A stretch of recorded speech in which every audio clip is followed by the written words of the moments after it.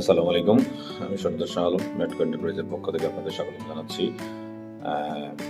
গত ভিডিওতে বলেছিলাম আমরা দুবাইয়ের ভিসা পাচ্ছি।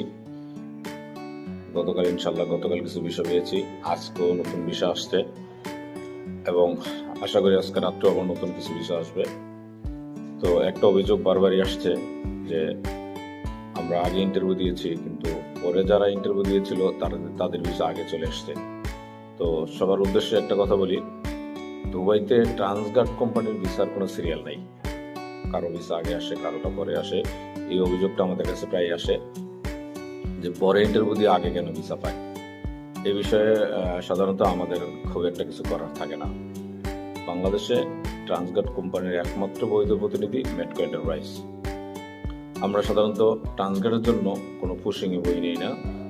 যে কোনো ক্যাটাগরিতে দুবাই ট্রান্সগার্ড কোম্পানিতে যেতে হলে অবশ্যই ইন্টারভিউ দিয়েই যেতে হবে।